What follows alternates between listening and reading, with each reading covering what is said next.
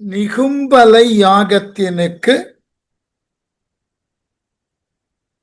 இலக்குவனை அழைத்து கொண்டு வீடனன் செல்ல முயல அவ்வாறு செல்லக்கூடிய இலக்குவனுக்கு ராமன் சில அறிவுரைகளை சொல்லியதோடு ஆற்றல் மிகுந்த வில்லினையும் அதனுக்கு உரிய துணையான அம்பரா தூணியை, அதாவது அம்புகள் வைக்கப்படக்கூடிய தூணியையும் கொடுத்து அனுப்புகிறான், வெற்றியோடு மீளுக என்று. இப்ப நாம காட்சியை மாற்றுகிறோம். நிகும்பலை என்று சொல்லக்கூடிய அந்த இறைவி நிகும்பலா தேவி இருக்கக்கூடிய கோயிலுக்கு இருவரும் செல்லுகிறார்கள், இலக்குவனும் வீடனனும். அதுதான் பாட்டு. மங்களம் தேவர் கூற வானவ மகளிர் வாழ்த்தி பங்கமில் ஆசி கூறி பலாண்டு இசை பரவ பாக திங்களின் மோலி அன்னல் திரிபுரம் தீக்கச் சீறி பொங்கினன் என்ன தோன்றி பொலிந்தனன் போர்மேல் போவான். கம்பனுக்கு ஓமை சொல்லுதல் என்பது ரொம்ப இயல்பாகவும் சுவாரஸ்யமாகவும் வரக்கூடிய ஒரு செயல். அதனால இலக்குவன் போன தோற்றத்தை எப்படி வர்ணித்தானாம்? மங்களம் தேவர் கூற, இதுகாரும் எந்த இந்திரஜித்தனுக்காக அஞ்சி வாழ்ந்திருந்தார்களோ அந்த தேவர்கள் இனி லக்குவனால் அந்த இந்திரஜித்தன் அழிய போகிறான் என்பதனால் அவனுக்கு மங்களம் கூறினார்கள். வானவ மகளிர் வாழ்த்தி, தங்கள் கணவர்கள் இனி கவலை இல்லாமல் இருப்பார்கள், நாமும் அவர்களோடு பொருந்திய வாழ்வை பெறலாம் என்ற மகிழ்வினாலே வானலோகத்தில் இருக்கக்கூடிய பெண்களும் இலக்குவனது முயற்சிக்கு வாழ்த்து கூறினார்கள். பங்கமில் ஆசி கூறின, குற்றமில்லாத மனம் நிறைந்த ஆசீர்வாதங்களை ஆசிகளை கொடுத்தார்கள். பலாண்டு இசை பரவனாக்க, இந்த பலாண்டுனாக்க பல்லாண்டு, அந்த இடத்துல கவிதை நயத்திற்கோசரம் என்ன பண்ணியிருக்காருன்னா அந்த லகரத்தை குறைச்சிருக்கார். பலாண்டுனா பல்லாண்டு, பல்லாண்டு வாழ்க என்று வானவர்களும் அவர்தம் துணைவியர்களும் வாழ்த்த அந்த இசை எங்கும் பரவ எப்படி போனானா இலக்குவன், ரொம்ப அழகான இடம். பாகத்திங்கள்னா பகுதியான நிலவு, பிறை சந்திரன். மோலி அண்ணல், மோலினா மகுடம், மௌலியிலே பிறை சந்திரனை சூடிய அண்ணல் சிவபெருமான் திரிபுரம் தீக்கச்சி, முப்புறங்களை எரிப்பதற்கு எத்தகு சினத்தோடு போனானோ. பண்டொரு காலத்துல 3 புறங்களை எரிப்பதற்காக நிலவினை தலையிலே சூடிய சிவபெருமான் எத்தகு சினத்தோடு சென்றானோ அத்தகு சினத்தோடு பொங்கினான். யார்? இளவல் இலக்குவன். என்ன அந்த சிவபெருமானினை போன்று கோபம் கொண்டு தோன்றி பொலிந்தனன், அந்த 3 புறங்களை எரிப்பதற்கு சினத்தோடு தோன்றிய சிவனை போன்று பொங்கி எழுந்தான். யார்? இலக்குவன். பொலிந்தனன் போர் மேல் போவான், இந்திரஜித்தனை போர்க்களத்திலே சந்திக்க நிகும்பலா தேவி குடிகொண்டிருக்கக்கூடிய கோயில் நோக்கி செல்ல தலைப்பட்டான். மாருதி முதல்வர் ஆய வானவர் தலைவரோடும் வீர நீ சேரி என்று விடை கொடுத்து அருளும் வேலை ஆரியன் கமலபாதம் அகத்தினும் புறத்துமாக சீரிய சென்னி சேர்த்து சென்றனன் தரும செல்வன். இது கம்பனுக்கு மற்றொரு கைவந்த கலை என்னன்னாக்க, உரிய நேரத்துல பொருத்தமான அடை சொல்லை சொல்லி அந்த கதாபாத்திரத்தினுக்கு அழகு சேர்ப்பான். இங்க இலக்குவனுக்கு என்ன ஒரு அழகான அடைமொழி கொடுத்தா, தரும செல்வன். மாருதி முதல்வராய வானவர் தலைவரோடும் அனுமனை முதலாக கொண்ட ஏனைய பிற வானர படை தலைவர்களாகிய ஜாம்பவான், அங்கதன் போன்ற வானர படைத்தலைவர்களோடு வீர நீ சேரி என்று விடை கொடுத்து அருளும் வேலை. வீரனே இலக்குவனே நீ போருக்கு செல்வாயாக என்று ராமன் விடை கொடுத்து அருளிய போது ஆரியன் கமலபாதம் அகத்தினும் புறத்தும் ஆக. ஆரியனாகிய பெரியோனாகிய ராமனது திருவடிகளை மனத்தினுள்ளும் வரித்தவன் புறத்தினுள்ளும் அதை வணங்கினான். ராமனது திருவடியை என்றென்றும் மனத்தினுள்ளே தாங்கி இருக்கக்கூடிய இலக்குவன் இப்பொழுது புறத்திலும் வணங்கினான். சீரிய சென்னி சேர்த்து அந்த ராமனது திருவடியை தன் தலையிலே வைத்து வணங்கி தரும செல்வன் சென்றான், தருமத்திற்கு செல்வம் போன்றவனாகிய இலக்குவன். இந்த வார்த்தைகள் தான் அழகு. அங்கு தர்மமே ஒரு செல்வம்னு இல்லை, தர்மத்திற்கு செல்வம் போன்றவன். தர்மம்னு ஒண்ணு இருக்கு, அது தகுதி பெறுதற்கு தன்னுடைய வாழ்க்கையை தகுதியாக கொடுத்து தர்மத்தின் தகுதியை உயர்த்தினவன் யாரு? இலக்குவன். அதனாலதான் அவன் தர்மத்தினுக்கே செல்வம் போன்றவன், தர்மமாகிய செல்வத்தினுக்கு உரியவன் அல்ல அவன். இந்த வார்த்தையை கம்பன் கிட்டதான் கத்துக்கணும். தர்மத்திற்கே அவன் செல்வன் போன்றவன். தர்மம் என்பது ஒரு தொகுதின்னு சொன்னா அதுல தலையாய்ந்த செல்வமாக இருப்பது இலக்குவன். அப்ப தர்மத்தை விளக்குதற்கு தர்மம் என்றால் யார் போல் இருக்கணும்னா இலக்குவன் போல இருக்கணும்னு மேற்கோளாக காட்டக்கூடிய அளவிலே தர்மத்தினுக்கே செல்வம் போன்றவனாகிய இலக்குவன் ராமனது ஆசீர்வாதங்களை பெற்று ஏனைய பிற வானர படைத்தலைவர்கள் தொடர வீடனன் வழி காட்ட நிகும்பலையினுடைய இடத்தினுக்கு செல்லுகிறான். பொலம் கொண்டல் அணைய மேனி புரவலன் பொறுமி கண்ணீர் நிலம் கொண்டு படர நின்று நெஞ்சி அழிவானை தம்பி வலம் கொண்டு வைர வல்வில் இடம் கொண்டு வஞ்சன் மேலே சலம் கொண்டு கடிது சென்றான் தலை கொண்டு வருவன் என்று. இது கம்பனுடைய அந்த சப்தத்துக்கு ரொம்ப அழகான. பொலம் கொண்டல் அணைய மேனி புரவலன், அழகிய மேகத்தை போன்று கருநிறத்தும் கருணை என்கின்ற நீரினை தன்னகத்து கொண்டுள்ள மேகம் போன்றவனாகிய ராமன் பொறுமி கண்ணீர் நிலம் கொண்டு படர நின்று உள்ளம் விம்மி ராமனது கண்களிலிருந்து கண்ணீர் சிந்தி அது நிலத்துல படக்கூடிய அளவுல ராமன் அப்படியே சாம்பி நிற்கிறான். என்ன கவலைன்னா ராமன் சென்று ஒவ்வொருவரையும் அழிக்கணும். இழைக்கப்பட்ட அநீதி ராமனுக்கு தான். ஆனா ராமனுக்கு பதிலாக இப்ப லக்குவன் போகிறான். தனக்காக இந்நாள் வரை ஏதொன்றையுமே அனுபவியாது இருந்த அந்த தர்மத்தினுக்கே செல்வனாகிய இலக்குவன் ஒரு கர்ம வீரனை போலே செல்லுகிறானே என்பதனை நினைத்து ராமன் கண்ணீர் சிந்தினானாம்.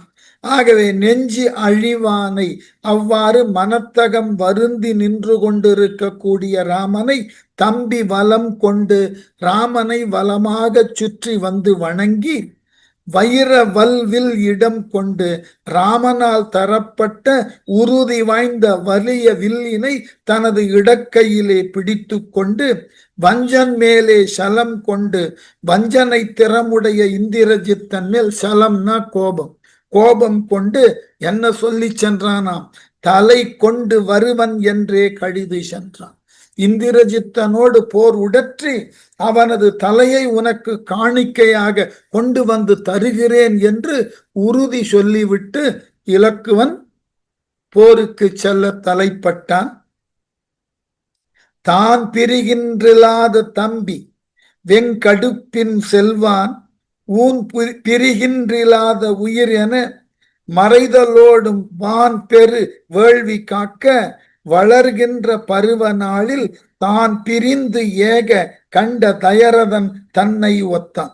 தான் பிரிகின்றில்லாத தம்பி வெங்கடுப்பின் செல்வான், தன்னால் பிரிந்து உரைதல் இயலாத தன் தம்பி இலக்குவன் விரைவோடு சென்றான். இதுகாரும் ராமனை பிரிந்து அறியாதவன் இலக்கு. எங்க குழந்தை பிராயத்திலிருந்து ராமனை விட்டு இந்நாள் வரை பிரிந்தவன் அல்ல. கைகேயி கேட்டது என்ன? 7 ஆண்டுகள் தெரிவனத்து இருத்தின்னு ராமனுக்கு தான் கட்டளையிட்ட. ஆனாலும் ராமனே சொன்னான் அயோத்தியில இலக்குவன வர வேண்டான்னு. இலக்குவன் நிச்சயமாக மறுத்து உடன் வருவேன்னா இலக்குவனது தாயாகிய சுபத்திரை என்ன சொன்ன? கானகத்துல ராமனுக்கு ஏதாகிலும் ஊரு என்றால் அது உன் மரணத்திற்கு பின் தான் வர வேண்டும். அதனால ராமனை எந்த சூழ்நிலையிலும் பிரிந்தே அறியாத ராமனினுடைய மனசாட்சியா சொல்லலாம் இலக்குவன. ராமன் எப்பொழுதெல்லாம் தளர்ந்தானோ அப்பொழுது எல்லாம் அவனுக்கு ஆறுதல் சொன்னவன் இலக்குவன். அப்படிப்பட்ட இலக்குவன் மிக்க விரைவோடு செல்லுவதை பார்க்கிறான். முதல் முறை தன்னை பிரிந்து இலக்குவன் தனித்து போருக்கு போகிறான். தன்னை பிரிந்து முதல் முறை வெளியே போறான். ஊன் பிரிகின்றில்லாத உயிரென மறைதலோடு உடம்பினை விட்டு பிரிதல் இயலாத உயிரை போன்று மறைந்த அளவில் உயிரே போனது போல இருந்ததா ராமனுக்கு. தான் வளர்கின்ற பருவ நாளில் ராமனாகியத்தான் இளம்பிள்ளையிலிருந்து வளர்ந்து வந்த நாள்ல வான் பெரு வேள்வி காக்க விஸ்வாமித்திரனது உயர்ந்த பெரிய வேள்வியை காத்தற் பொருட்டு பிரிந்து ஏக கண்ட தயரதன் தன்னை ஒத்தான். இந்த இடம் அற்புதமான இடம். விஸ்வாமித்திரர் கரிய சம்மலுள் ஒருவனை தான் கேட்டு தயரதன் ராமனை அனுப்பிச்சான் இல்லையா? அப்ப தயரதன் என்ன தவிப்பினுள் உள்ளானானோ அந்த தவிப்பினுக்கு இப்ப ராமன் உள்ளானான். எப்படி ராமன் இப்போ தன்னை இலக்குவன் அது தந்தையாகவே பொருத்தி பார்க்கிறான். தான் பிரிந்த பொழுது தங்களினது தந்தையாகிய தயரதன் எவ்வாறு எல்லாம் வருந்தி இருப்பான். அதுவும் விஸ்வாமித்திரனோடு செல்லுகின்ற பொழுது அழகா எழுதினான் கம்பன். கண் இழந்தான் பெற்று உழந்தான் என கண் இழந்தான் பெற்று பின் இழந்தான் என உழந்தான் காரவேலான்னு எழுதினான். பார்வையே தெரியாத ஒருவனுக்கு பார்வை கிடைச்ச பார்வையை நினைத்து மகிழுகின்ற பொழுது மீண்டும் பார்வை போனால் எப்படி இருக்கும்? பிள்ளையே இல்லை என்று எண்ணி பல நாள் குமைந்து உரிய வேள்வியை செய்து அதன் மூலமாக பெற்ற பிள்ளை ராமன். அவனை விஸ்வாமித்திரர் எங்கூட அனுப்புன பொழுது அதுகாரும் கண் இல்லாதவனுக்கு கண் கிடைத்து மீண்டும் அந்த கண் பார்வை தொலைந்தது போலே தடுமாறினான்னு கம்பன் எழுதினார். ரொம்ப அழகான இடம் அது. கண் இழந்தான் பின் பெற்று இழந்தான் என உழந்தான். என்ன அழகான இடம். அதே நிலையில தன்னை இப்பொழுது வைத்து பார்க்கிறான் ராமன். இந்நாள் வரை தன்னை விட்டு பிரியாதவனாகவே இருந்தான் இலக்குவன். இப்பொழுது இலக்குவன் பிரிந்து தனியாக போவதை பார்த்த உடனே தான் ஒரு காலத்தில் தயரதனை பிரிந்து விஸ்வாமித்திரனோடு சென்ற பொழுது தயரதன் எவ்வாறு எல்லாம் வருந்தி இருப்பானோ அதற்கு இணையான வருத்தத்தினுக்கு ராமன் உட்பட்டான். தன்னை தகப்பன் நிலையில வைத்து பார்க்கிறான். என்ன ஒரு மேன்மையான அழகு. உடனே நிகும்பலையினுடைய அந்த புறநிலையில கோவிலினது புறப்பகுதிகள்ல அரக்கர்கள் எல்லாம் பாதுகாவலோடு நிற்கிறார்கள். உள்ள யாரையும் விடக்கூடாது. இந்த கூட்டத்தை முதல்ல பார்க்கிறார்கள். சேனாபதியே முதல் சேவகர் தாம் ஆனார் நிமிர் கொள்ளி கொள் அங்கையினார் காணார் நெறியும் மலையும் கழிய போனார்கள் நிகும்பலை புக்கனரால். சேனாபதியே முதல் சேவகர் தாமானார். படைத்தலைவன் நீலன் முதலான வானர வீரர்கள் அனைவரும் நிமிர் கொள்ளி கொள் அங்கையினார் நீண்டு எரியும் தீப்பந்தத்தை கையிலே கொண்ட அளவில் கானார் நெறியும் மலையும் கழிய போனார்கள். காட்டில் பொருந்திய கடுமையான மலையையும் கடந்து அவர்கள் விரைந்து அந்த நிகும்பலாதேவி கோவில் இருக்கிற இடத்திற்கு போனார்கள்.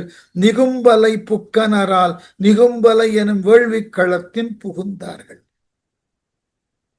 உண்டாயது ஓரால் உலகுள் ஒருவன் கொண்டான் உரைகின்றது போல் குலவி விண்தானும் விழுங்க விரிந்த தனை கண்டார் அவ் அரக்கர் கருங்கடலை. உலகு ஒருவன் உள் கொண்டான், உலகங்கள் எல்லாம் ஒப்பற்ற திருமால் தன் உந்தியுள் அடக்கி கொண்டது போல். ஏன்னா உலகம் ஒடுங்குகின்ற பொழுது, யுகம் ஒடுங்குகின்ற பொழுது வைணவ அடிப்படையில திருமால் அவைகளை எல்லாம் தன் உந்தியுள் வைத்து பாதுகாக்கிறான்னு ஒரு கோட்பாடு. சைவத்தை எடுத்து பார்த்தீர்கள் என்றால் சிவன் அந்த சங்கராம காலத்தில் யுகம் முடிவில் எல்லா உயிர்களையும் தன்னுள் ஒடுக்கி அவன் தவம் மேற்கொள்ளுகிறான். அந்த தவத்தின் விளைவாக மீண்டும் உயிர்களெல்லாம் ஒன்றன் பின் ஒன்றாக ஜனிக்கின்றது என்பது சைவத்தின் வாதம். ஆகவே ரெண்டு கோட்பாட்டாளர்களும் என்ன நம்புகிறார்கள்? அவர்களால் பெரிதும் ஏற்றுக்கொள்ளப்பட்ட இறைவன் அவன்தான் யுக முடிவிலே எல்லாவற்றையும் தன்னுள் ஒடுக்கி தானே பின்னர் உருவாக்கி தருகிறான். இததான் கம்பன் தன்னுடைய கடவுள் வாழ்த்தாவே எழுதினான். அழகிலா விளையாட்டுடையான் அவன் தலைவன் எழுதினான். அதனால இந்த உலகம் யாவையும் தாம் உளவாக்கல், எல்லாவற்றையும் அவனே உருவாக்குறான், அவனே காக்குறான், உரிய காலத்தில் அவனே அழிக்கிறான். அது அவனுக்கு ஒரு விளையாட்டு. அதனால அந்த நாராயணனை நினைவு கொள்ளுவது போல உரைகின்றது போல் ஓரால் உண்டாயது, தான் தங்கி இருப்பது போன்ற இலைகளை கொண்ட ஓர் ஆலமரம் அங்கு இருந்ததாம். எப்படி? ஒரு பெரிய ஆலமரம், அந்த ஆலமரத்துக்கு கீழே உலகத்துல இருக்கிற எல்லா உயிரும் அடங்கிடுமா. அந்த ஆலமரம் எது போலன்னா நாராயணனது திரு உந்தி போல இருந்தது. திரு உந்தியில உலகின் கண் உள்ளான அனைத்து உயிர்களும் ஒடுக்கப்படுவது போல இந்த ஆலமரத்தின் கீழே அத்துணை அரக்க வீரர். ஆலமரம்னா நாங்கள் இருக்கக்கூடிய பகுதியில வந்து பாருங்கள், அடையார் ஆலமரம் எவ்வளவு பெரியது. அதனால அப்படிப்பட்ட ஆலமரத்தின் கீழ் அவ் அரக்கர் கருங்கடல் குலவி, அந்த ஆலமரத்தின் கீழாக அரக்கர்களினது பெரும் படைப்பிரிவு கரிய கடலை போல் குழுமி நிற்க விண்தானும் விழுங்க விரிந்து அதனை கண்டார். விண்ணில் பரப்பும் தன்னுள் அடங்குமாறு விரிந்து பறந்திருந்ததா அவ்வளவு பெரிய படை. வானத்தையே விழுங்க வல்லதாகிய பெரியதோர் படை. அந்த படை அந்த ஆலமரத்துக்கு கீழே பத்திரமா இருந்தது. உடனே நேமி பெயர் யூகம் நிறைத்து நெடும் சேமத்தது நின்றது தீவினையோன் ஓமத்து அனல் வெவ்வடவைக்கு உடனே பாமக்கடல் நின்றது ஓர் பான்மையதை. தீவினையோன் ஓமத்து அனல், கொடிய பாவத்தையே செய்யக்கூடியவனாகிய இந்திரஜித்தனால் வளர்க்கப்படக்கூடிய வேள்வி தீ இருக்கல்லவா, அது எப்படி இருந்ததா? நேமி பெயர் யூகம் நிறைந்தது, சக்கர வியூகம் எனும் பெயருடைய அணி பெற வகுத்தது. அவ்வளவு பெரிய அளவு நெருப்பம். சக்கரம் என்கின்ற திருமாலின் பட நெருப்பை சிந்தி கொண்டே வரும். அந்த படை எந்த அளவினுக்கு நெருப்பை சிந்துமோ அந்த அளவினுக்கு இந்த இந்திரஜித்தனால் எழுப்பப்பட்ட வேள்வியிலிருந்து தீ பெருகியது. நெடும் சேமத்து நின்றது, நீண்ட பாதுகாப்பு உடையதாய் அந்த வேள்வி நடக்க சுற்றி அரக்கர்கள் சேனை பாதுகாத்தது. வெவ்வடவைக்கு உடனே, வெம்மை மிகுந்த ஊழி முடிகின்ற பொழுது தோன்றக்கூடிய வடவை தீ என்கின்ற வடவா முகாக்கினி என்கின்ற தீயினை போல் பாமக்கடல் நின்றது ஓர் பான்மையதை, பரவி அக்கடல் நின்றதோர் தன்மை உடையதாக அந்த நெய் தீயை கண்டார்கள். தொலைவிலேயே தெரிகிறது, அவ்வளவு பெரிய வேள்வி அது. நீங்க வேள்விகளை எல்லாம் பார்க்கணும்னாக்க சில வேள்விகளை தான் வீட்டுல செய்ய முடியும். இப்போதைக்கு நன்மைக்காக மேற்கொள்ளக்கூடிய வேள்வியில மிக பெரிய வேள்வி எதுன்னா தத சண்டி ஹோமம். அத வீடுகள்ல செய்யும் வழக்கம் இல்லை, கோவில்கள்ல தான் செய்வார்கள். அந்த வேள்வியை செய்யக்கூடிய கோவில்களை போய் பார்த்தீர்கள் என்றால் அப்பொழுதுதான் அந்த வேள்வியின் வேகம் நமக்கு புரியும்.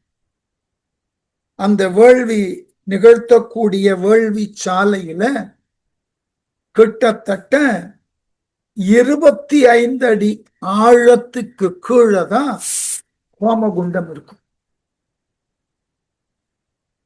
நீங்க அந்த 25 அடிக்கு மேல அமர்ந்து கொண்டோ நின்று கொண்டோ தான் யாகத்தினுக்கு உண்டான அந்த வேத மந்திரங்களை உச்சரித்து அந்த யாக குண்டத்துல உரியனவற்றை சேர்க்க வேண்டும்.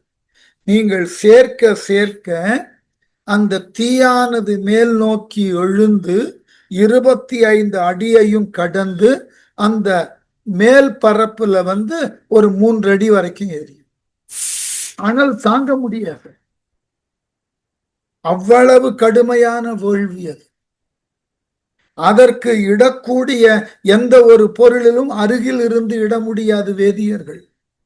அதற்கு ஊற்றக்கூடிய நெய், அதனை ஊற்றுதற்கு உண்டான அந்த காம்பு இருக்கிறது அல்லவா, மிக நீண்ட மரத்துல கோவில்ல கருவறையின் புறப்பகுதியில தூம்பு அமைத்திருப்பது போல மரத்துல தூம்பு அமைத்திருப்பார்கள்.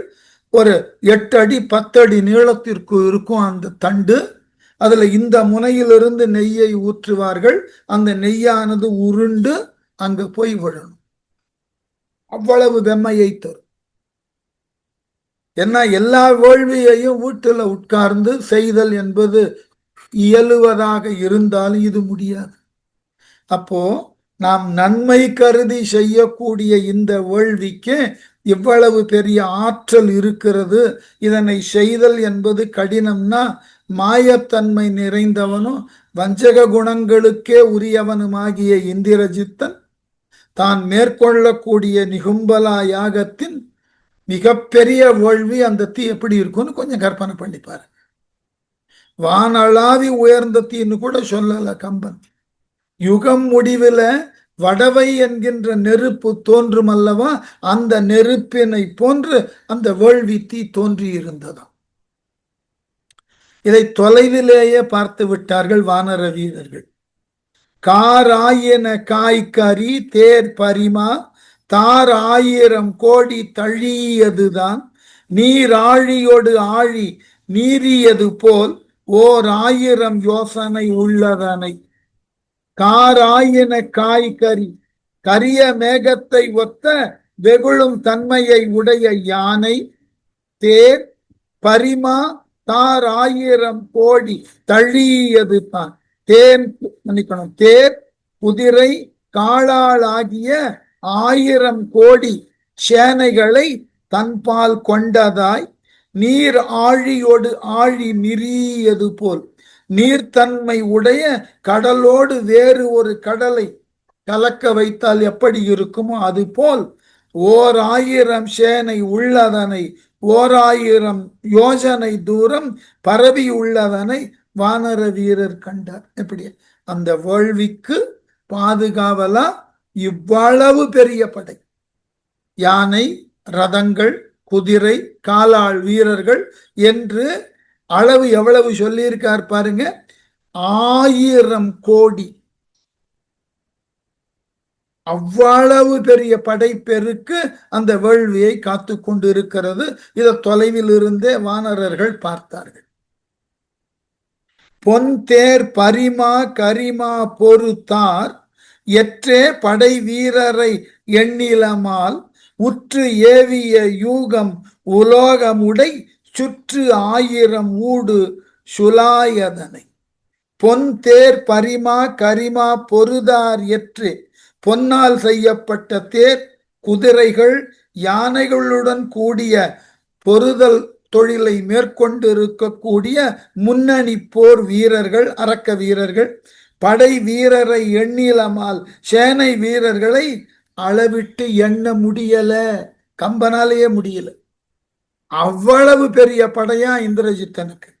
உற்று ஏவிய யூகம் உலோகமுடை பொருந்தி ஏவப்பட்ட சேனை அணிகள் உலகங்கள் ஒரு சேர வந்து, அவர்கள் அணிந்திருக்கக்கூடிய அணிகலன்கள்லாம் வானவெளியில் இருக்கக்கூடிய கோள்களெல்லாம் ஒன்று வந்து சேர்ந்தது போல் சுற்று 1000 மூடு சுலாயதனை சுற்றினால் போன்று ஆயிரக்கணக்கனவாக வரிசைகள் இடையிடையே சுற்றி நிற்பதனை வானர வீரர்கள் கண்டார்.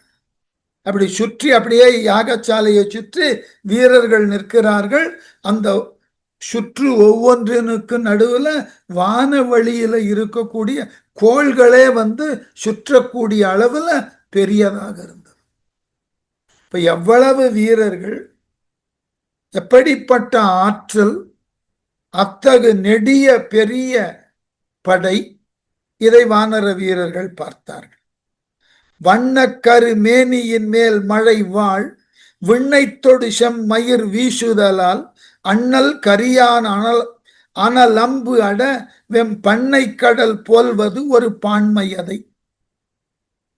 வண்ண கருமேனியின் மேல், அரக்கர்களினுடைய கரிய நிறம் வாய்ந்த உடம்பின் மேலே மழை வாழ் விண்ணை தொடு செம்மயிர் வீசுதல், மேகம் வாழுகின்ற ஆகாயத்தை தொடும் அளவில் இவர்கள் தலையில இருக்கக்கூடிய அந்த செம்பட்டையான முடி ஒளியை வீசுதலால், இவர்கள் தலையில இருக்கக்கூடிய முடியின் நிறம் வானத்துல பிரதிபலிக்கிறதாம். எவ்வளவு வானமே சிவந்து காணப்படுகிறதாம். அண்ணல் கரியான் அனல் அம்பு பட, கரிய திருமேனியை உடைய பெரியோனாகிய ராமனது தீக்கனை சுட்டு வெதுப்புதலால் வெம் பண்ணை கடல் போல்வதோர் பான்மையரை வெம்மையுற்று நீர்த்திரளை கொண்ட கரிய கடலை ஒத்து விளங்கும் தன்மையதாகிய நிகும்பலை என்ற இடத்தை பார்த்தார்கள். என்ன கற்பனை! இந்த நிகும்பலை யாகம் நடக்கக்கூடிய இடத்துல அளவினுக்கு அதிகமாக எண்ண முடியாத அரக்க வீரர்கள் பாதுகாப்பாக சூழ்ந்திருக்கிறார்கள். அவர்களது கரிய நிறம் கடலை போல இருக்கு. அவர்களினது தலையினது சிவந்த நிறம் சிவந்த மேற்பரப்பை உருவாக்குகிறது. இது எது போலன்னா, ஒரு காலத்துல கடலின் மீது பாலம் அமைக்க வேண்டும் என்று ராமன் சினந்து கடலின் மீது அம்பு எய்த பொழுது கரிய கடலின் மேலே அதன் மேற்பரப்பில் சிவந்த தீ தோன்றியது போல் அரக்கர் தலையெல்லாம் இப்ப சிவந்து தீ போல காட்சி அளிக்கிறது. ஆகவே ராமனது செயலால் ஏற்பட்ட விளைவு இந்த அரக்கர்களுக்கு இப்போ ஓமையாக சொல்லப்படுகிறது. சரி,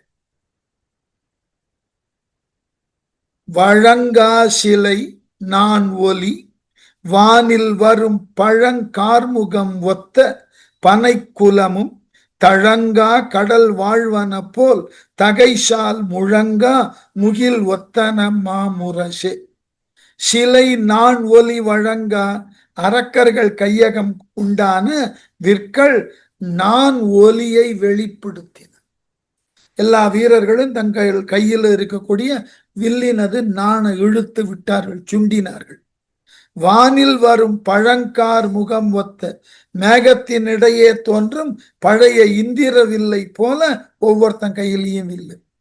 பண்ணை குலமும் கடல் வாழ்வன போல் தழங்கா, அவர்களினது வாத்திய கருவிகளும் கடலில் வாழ்வனவற்றை ஒத்து முழங்கின.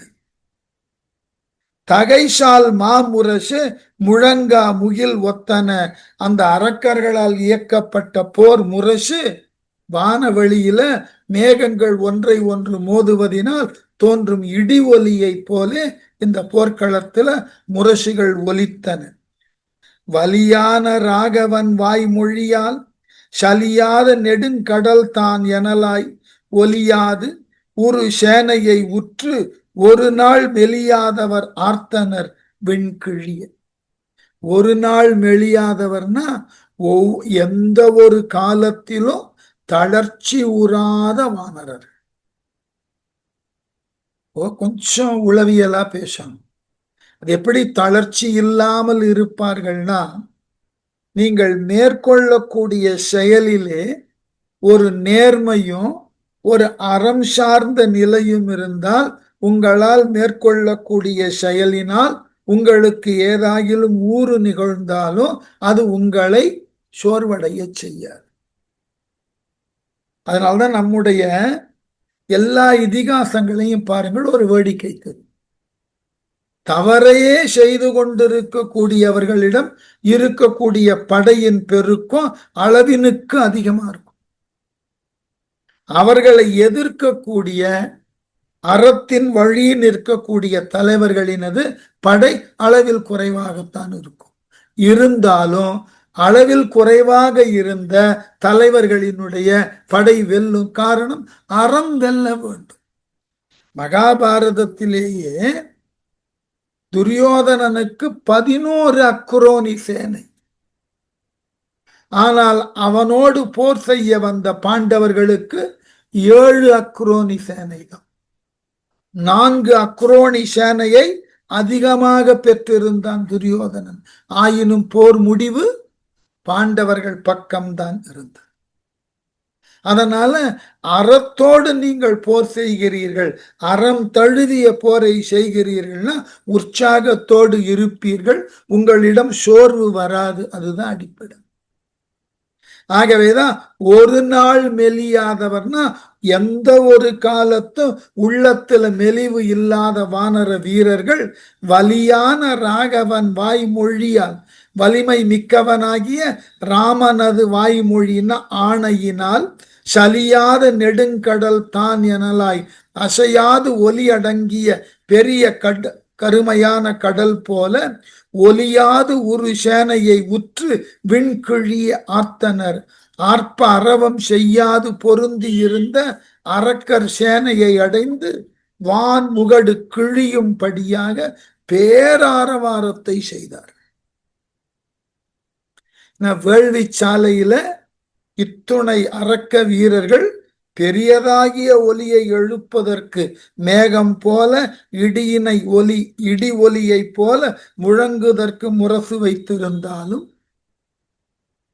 வானவெளியே அதிரும்படியாக கார்முகம் போன்ற வில்லை வைத்திருந்தாலும் அவர்கள் வேள்வி சிறக்க மௌனமாக இருந்தார்கள்.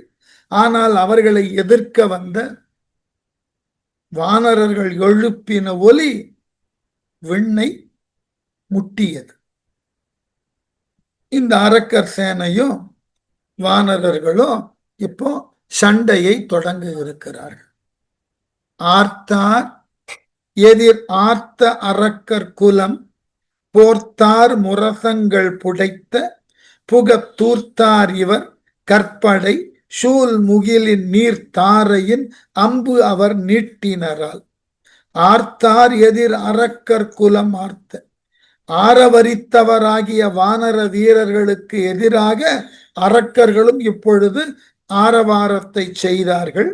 தார்போர் முரசங்கள் புடைத்த, மாலை சூட்டப்பட்ட போர் முரசங்கள் அரக்க வீரர்களால் அடிக்கப்பட்டு பேர் ஒலியை எழுப்பின.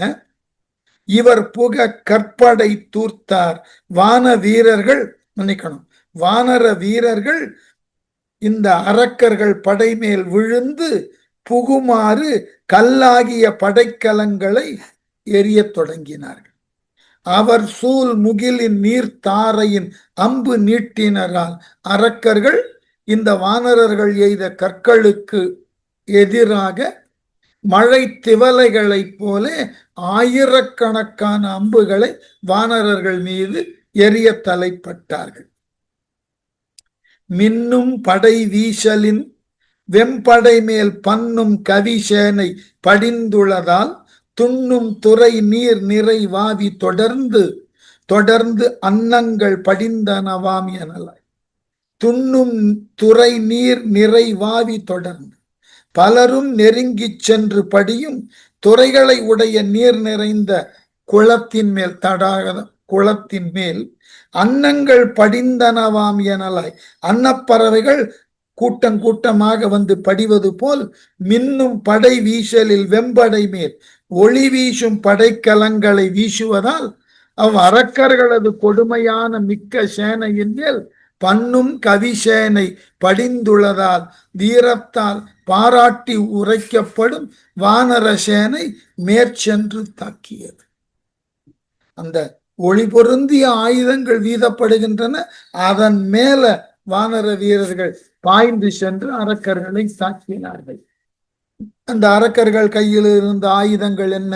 வில்லும் மழுவும் எழுவும் மிடலோர் பல்லும் தலையும் உடலும் படியில் செல்லும் படி சிந்தின சென்றனவால் கல்லும் மரமும் கரமும் கதுவ. கல்லும் மரமும் கரமும் கதுவ வானவர்களால் வீசப்பட்ட கல் மரங்கள் இவைகளெல்லாம் பற்றி தாக்கினதால் மிடலோர் வில்லும் மழுவும் எழுவும் வலிமை வாய்ந்தவர்களான அரக்கர்களுடைய வில்லாயுதங்கள், மழு ஆயுதம், எழு என்கின்ற இரும்பு சலாகை இவைகளெல்லாம் பல்லும் தலையும் உடலும் படியில் செல்லும் படி சிந்தனை சென்றனவால் பல்லும் தலையும் உடலும் பூமியில் செல்லும்படி சிதைந்து சென்றன. ஏற்கனவே சொல்லியிருக்கோம், போர்க்களத்தை வர்ணிக்கணும்னா கம்பன் தனியா உற்சாகப்படுவோம். வாலும் தலையும் உடலும் வயிறும் காலும் கரமும் தரை கண்டனவால் கோலும் அழுவும் எழுவும் கொழுவும் வேலும் கனையும் வளையும் வீசிற. இதெல்லாம் ஆயுதங்கள் பெயர். கோல், மழு, எழு, கொழு, வேல், கனை, வளை. தண்டங்கள், மழுப்படை, எழு என்கின்ற முச்சலாகைகள், அப்புறம் வேல்கள், அம்புகள், வளைகள்னாக்க அந்த இன்னைக்கு பேச்சில் அதுக்கு வளைன்னு பேரு. பழைய பெயர் பூமரங். எரிதலால் அந்த வானரர்களினது வால் அறுபட்டன, தலை அறுபட்டன, உடல் பிளவுபட்டன, வயிறும் காலும் கரமும் தரை கண்டனவால் வானரர்களினது ஒவ்வொரு உறுப்பும் அறுக்கப்பட்டு சிதைக்கப்பட்டு பூமியில விழுந்தன. இதை பார்த்தா இந்த போர் தொடர்ந்து போய்கொண்டே இருந்தால் வானரர்கள் பக்கம் இழப்பு அதிகமாகும். உடனே வீடனன் சொன்னான், இலக்குவா, இதுதான் தகுந்த நேரம், அந்த வேள்விய முதல்ல அழி.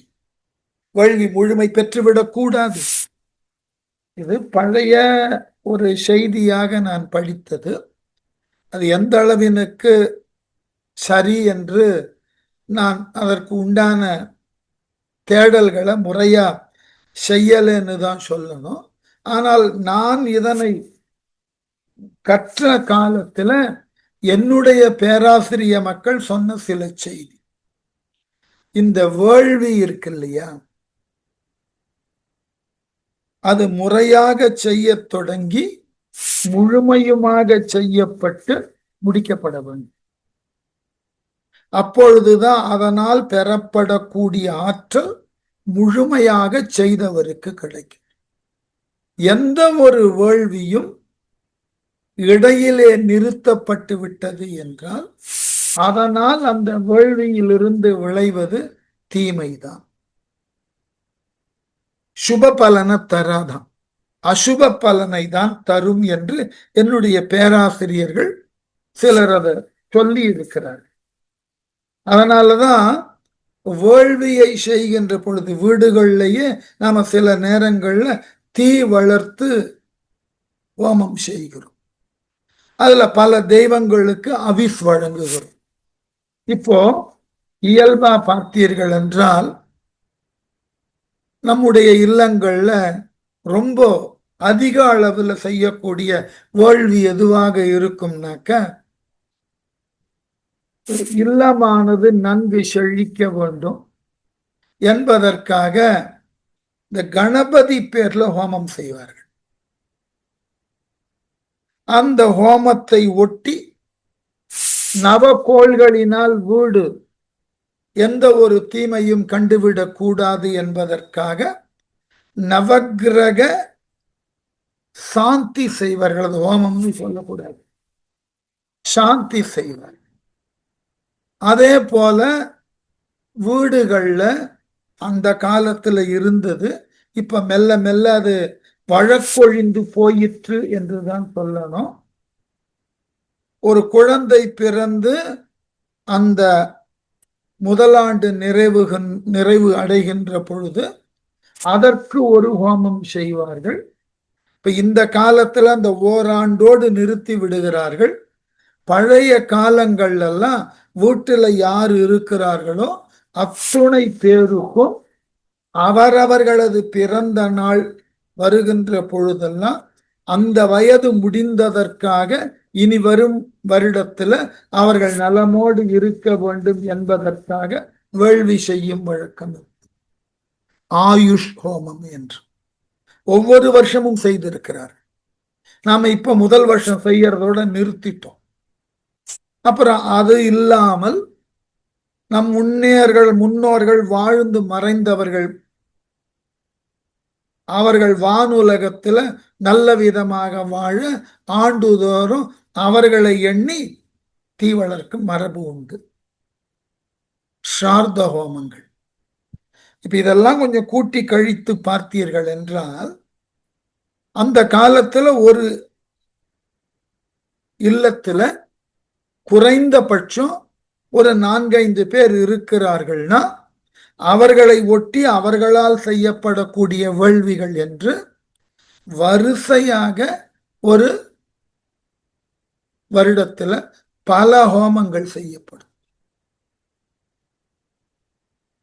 அவைகளினால இப்போ இன்னமும் சொல்ல போனால் இப்போ சில ஒழுக்கத்தின் உறைவிடமாக இருக்கக்கூடிய அந்தணர்கள் பலர் வருடத்துல இந்த அயனங்கள் மாறுகிறதல்லவா, உத்தராயண புண்ணிய காலம், தட்சிணாயன புண்ணிய காலம், இந்த புண்ணிய காலங்கள்ல வேள்வி வளர்ப்பார்கள். இது ஒரு வழக்கம். அதே போல கிரகணங்கள் எல்லாம் பற்றி விலகுகின்ற பொழுது அந்த கிரகணம் விலகியதற்கு பிறகு தங்கள் முன்னோர்களுக்கு இருங்கடன் கொடுக்க வேள்வி நிகழ்த்துவார்கள். இப்படி பார்த்து கொண்டே போனீர்கள் என்றால் பலவாகிய வேள்வி ஒவ்வொருவர் இல்லத்துல நடக்கும். எல்லா வேள்விகளும் தொடங்கி அதற்கு உண்டான முறையான செயல்பாட்டினை செய்து முறையாக முடிக்கப்பட வேண்டும். எந்த ஒரு வேள்வியும் முறையாக முடிக்கப்படவில்லை என்றால் அதனால் விளையக்கூடியன தீமையான பலன்கள் என்று சாத்திரங்கள் சொல்லுகின்றன. ஆகவே எந்த ஒரு வேள்வி தொடங்கினாலும் அது அதற்கு உண்டான முழுமையுமான நல்ல முடிவை பெற்றிருக்க வேண்டும். அது பெறவில்லை என்றால் அந்த வேள்வியை செய்யக்கூடியவனுக்கு கடுமையான ஒரு தீமை வந்து சேரும் என்பது நம்பிக்கை. இப்ப நிகும்பலை வேள்வியை செய்து அதன் மூலமாக பெறுதற்கு அரியதாகிய ஆற்றலை பெற எண்ணக்கூடிய இந்திரஜித்தன் அவனால் மேற்கொள்ளப்பட்ட வேள்வியை அழித்தான். அந்த வேள்வி நிறைவு அடையாமல் போனால் அந்த வேள்வியினால் விளையக்கூடிய தீமை இந்திரஜித்தனை நிச்சயமாக பாதிக்கும். அதனால்தான் வேள்வி அழிக்கிறது. இன்னமும் ஒரு வழக்கம் உண்டு. நீங்கள் வேள்வியை தொடங்கியதன் பின் அதனை செய்தற்குரிய கர்த்தா என்கின்ற செய்பவரும் அதை நடத்தி கொடுத்து கொண்டிருக்கக்கூடிய வேதம் கற்ற அந்தணர்களும் இடையில் எழுந்திருக்க கூடாது. இதெல்லாம் ரொம்ப தெளிவாக சொல்லப்பட்டிருக்கு. என இடையில் எழுந்தா அவர்கள் தாங்கள் மேற்கொள்ளக்கூடிய அந்த தொடர் நிகழ்வுகளிலிருந்து சற்று விலகி விடுவார்கள். அதனால தீமை நடந்துவிடும், டைவர்ட் ஆயிடுவாங்க. இதெல்லாம் வேள்வியை பற்றி சொல்ல, இதுக்கெல்லாம் நூல்கள் இருக்குங்க. சில ஆகம நூல்கள் இருக்கு. ஆகமங்கள் அடிப்படையில தான் இன்றைக்கு வேள்விகள் எல்லாம் நிர்ணயம் செய்யப்படுகின்றன. அந்த ஆகம நூல்களை எடுத்து பார்த்தீர்கள் என்றால் ஒவ்வொரு வேள்வியும் எவ்வாறு எந்த நியமங்களோடு செய்யப்பட வேண்டும்னு வரையறை தந்திருக்கிறார்.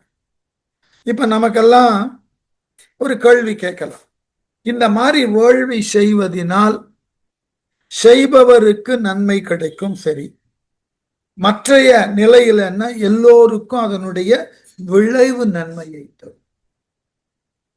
ஏனென்றால் நல்ல வேள்விகள்ல சேர்க்கப்படுவன எல்லாம் அந்த ஊர் வாழ் மக்களுக்கு உரியதாகிய நோய்களை பரப்புதற்கு உரிய கிருமிகளை இந்த வேள்வியிலிருந்து எழக்கூடிய புகையும் அந்த வேள்வியில் இடப்படக்கூடிய சமித்துகள்னு சொல்லக்கூடிய குச்சிகள் இருக்கல்லவா, அவைகள் எரிகின்ற பொழுது அதனால் ஏற்படக்கூடிய புகையும் ஊர் முழுவதும் நிறைய, அதனால் நோய்க்கிருமிகள் அந்த ஊரினுக்கு வராது.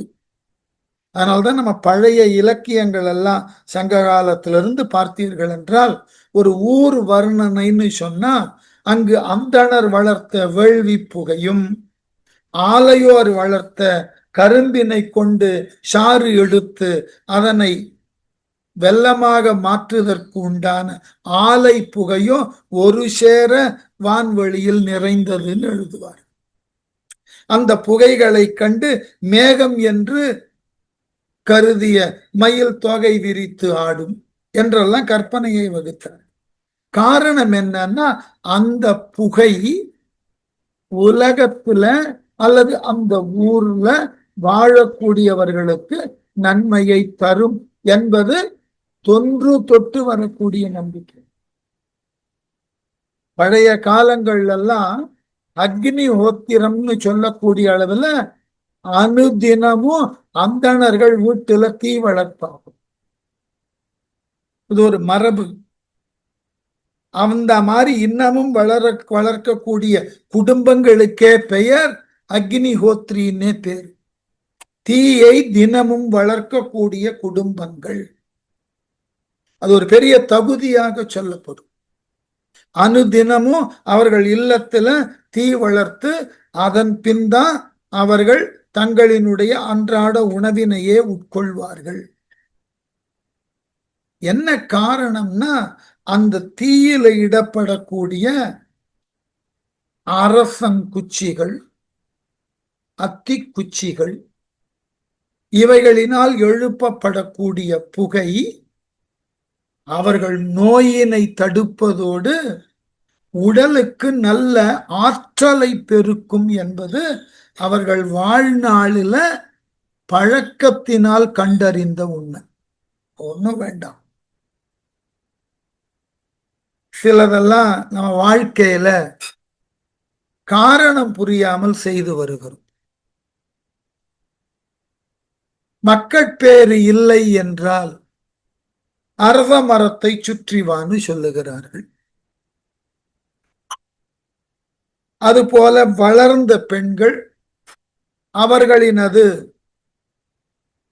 வயதின் காரணமாக அந்த பூப்பு என்கின்ற ஒன்று நின்றதன் பின் அவர்கள் மேற்கொள்ளக்கூடிய நோன்பு எது என்றால் ரிஷி பஞ்சமி. அந்த நோன்பினை நாளைக்கு வர வேண்டும். அந்த நோன்பினை மேற்கொண்டவர்கள் எந்த மரத்தை சுற்றுவார்கள்னா அரச மரம். ஏன் இப்படிப்பட்ட ஒரு வரையறையை செய்திருக்கிறார்? பழமொழி எல்லாம் கூட உண்டு.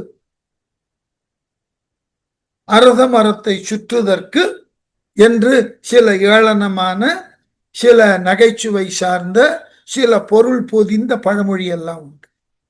அரச மரத்தினால் அந்த அரச மரமானது வெளியிடக்கூடிய, காலை பொழுதில் வெளியிடக்கூடிய உயிரி இருக்கிறதல்லவா, பிராணவாயு, அதனோடு வெளிவரக்கூடிய சில ஆற்றல்கள் மகளிர் தம் கருப்பையை தூய்மைப்படுத்தும்.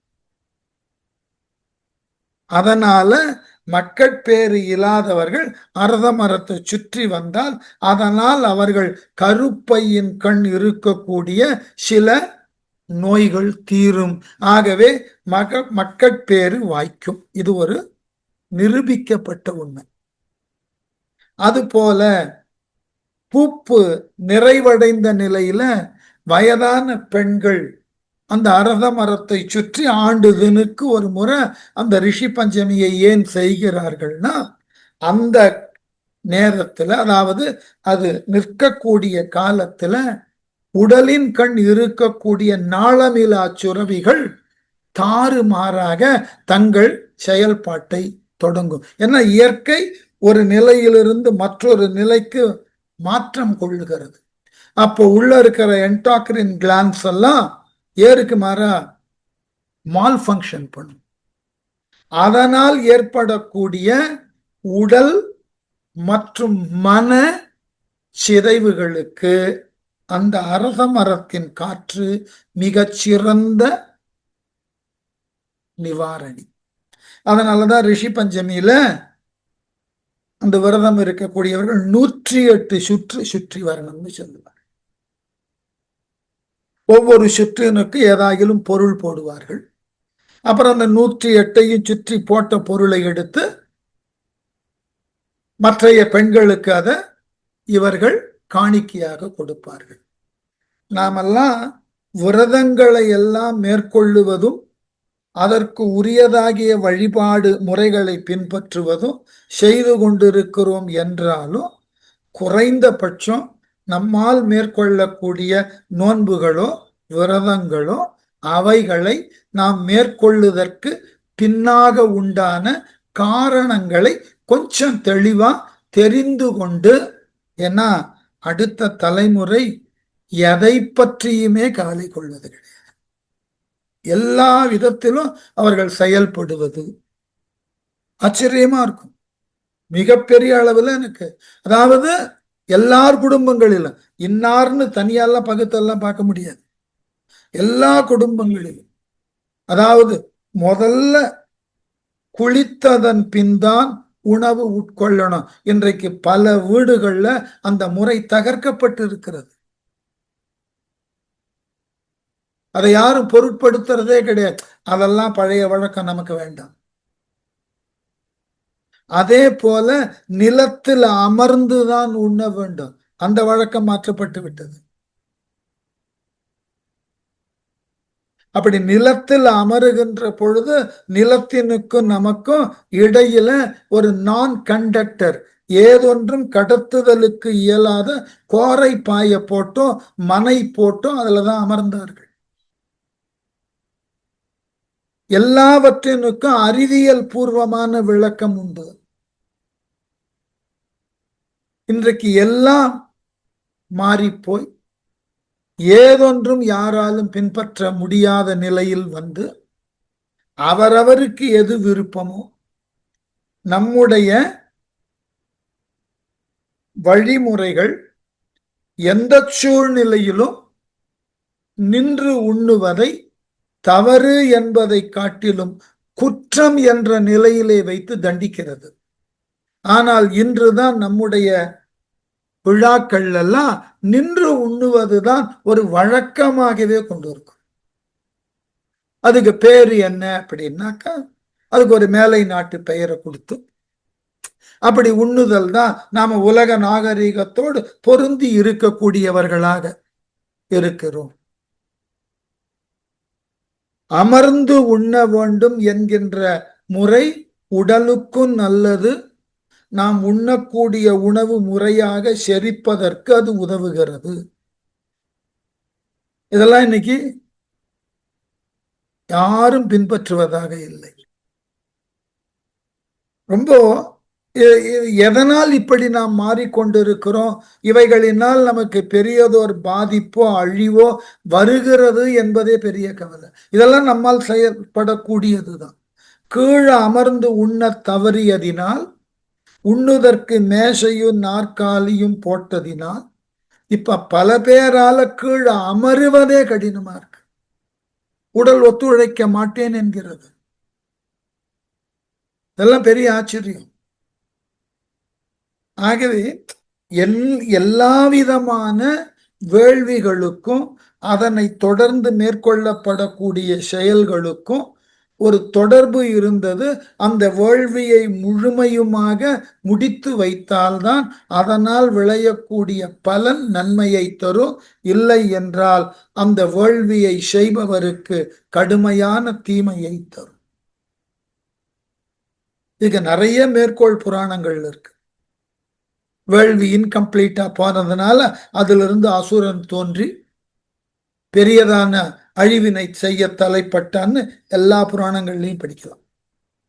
அதனால வீடனன் சொன்னா இலக்குவன்ட்ட, இந்த யாகத்தை முடிக்க விட்டுடாது, யாகத்தை அழிச்சிரு.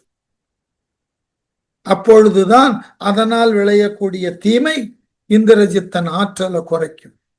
அதன் பிறகு அவனை போர்க்களத்தில் சந்தித்து வெல்லுதல் எளிதாகி போகும். என்ன அழகான சிந்தனை பாருங்க. என்ன சொன்னா வீடனன், வென்றி சிலை வீரனை வீடனன் நீ நின்று இக்கடை தாழுதல் நீதியதோ, சென்று இக்கடி வேள்வி சிதைத்திலையேல் என்று இக்கடல் வெல்குதும் யாம் எனலும். வீடனன் வென்றி சிலை வீரனை, விபீஷணன் வெற்றிக்கு உரிய வில்லை கையில் கொண்டவனாகிய வீரனாகிய இலக்குவனை பார்த்து, இக்கடை நின்று தாழுதல் நீதியதோ, நீ இவ்விடத்தில் நின்று கொண்டு இந்திரஜித்தன் வேள்வி செய்யறத பார்த்து கொண்டிருப்பது முறையா? இன்னும் எதற்கு காலம் தாழ்த்துகிறாய்? இது தப்பு. இக்கடி வேள்வி சென்று சிதைத்திலையேல், இந்த காவல் மிகுந்த வேள்வியை நீ போய் அழிக்காமல் விட்டாய் என்றால் இக்கடல் யாம் என்று வெல்லுதும் எனலும். இந்த கடல் போன்ற அரக்கற்படையை நாம் என்னைக்கிடா ஜெயிக்க முடியும்? முடியாது. அவன் வஞ்சகமா போர் செய்ய ஆரம்பிச்சுட்டான். அந்த வஞ்சகத்தை மேலும் கூட்ட இந்த நிகும்பல யாகத்தை செய்து முடிக்க கருதுகிறான். ஆகவே இப்ப இந்த வேள்வியை நீ அழிக்கலைன்னா இந்திரஜித்தனையும் அவனை சார்ந்த படையையும் உன்னால என்றுமே அழிக்க முடியாது. அதனால முதல்ல அதை செய். உடனே என்ன இருந்தாலும் இந்த இடத்துல விபீஷணன் தான் அத்தாரிட்டி. அவன் சொல்றதான் கேட்க முடியும். யாருக்கும் ஒன்றும் தெரியாது. சரி, விபீஷணன் சொல்றது அப்படியே ஏற்றுக்கொள்ளுகிறான். உடனே என்ன செய்தான்? வில்லை வளைத்து அம்புகளை எய்து அரக்கர் படை அழிக்க ஆரம்பிச்சான். தேவாசுரரும் திசை நான்முகனும் மூவா முதல் ஈசனும் மூ உலகின் கோ ஆகிய கொற்றவனும் முதலோர் மேவாதார் இல்லை விசும்பு உறைவோர். வானம் முழுவதும் நிறைஞ்சு போச்சான். எப்படி? தேவாசுரரும் திசை நான்முகனும், தேவர்களும் இலங்கையை சாராத அசுரர்கள், திசைக்கு ஒரு முகமாக 4 திசைகளிலும் முகமுடைய பிரம்மனும், மூவா முதல் ஈசனும், என்றும் காலத்தினுக்கு உட்படாத பிறவா பெரியோனாகிய சிவபெருமானும், மூ உலகின் ஆகிய கொற்றவனும், மூ உலகின் தலைவனாகிய இந்திரனும் முதலோர், இவர்கள் முதலாக வானவெளியில் அத்தனை பேரும் விசும்பு உறைவோர் மேவாதார் இல்லை. வானுலகத்துல இருக்கிற அத்தனை பேரும் வந்து நின்னுட்டான் வானத்துல. இந்த போற பார்த்தே ஆகணும். ஆகவே பல்லார் படை நின்றது பல் அணியால், பல் ஆர் படை நின்றது பல்பிறை வெண், பல்லார் படை நின்றது பல்லியம் பல் ஆர் படை நின்றது பல்படையே. கம்பன் கிட்ட இந்த மாதிரியான மேஜிக்கு பஞ்சமே கிடையாது. ஒரே சொற்றொடரை எப்படி எப்படி பிரிச்சு வெவ்வேறு விதமான பொருளை காட்டுறான் பாருங்க. பல்படையே பல்லார் படை நின்றது, பலவகைப்பட்ட அரக்கர் சேனைகளுள் வீரர் பலரால் செலுத்தப்படும் தேர்ப்படை நின்றது. பல் அணியால் பல்லார் படை நின்றது, பல வருதையால் பொருந்திய குதிரைப்படை நின்றது. பல்பிறை வெண் பல்லார் படை நின்றது, பல பிறை போலும் வெண்மையான கோரை பற்களை உடைய அரக்கர் சேனை நின்றது. பல்லியம் உம்பல் ஆர்படை நின்றது, பல வாத்தியங்களுடனே யானைகள் படை நிரம்பி நின்றது.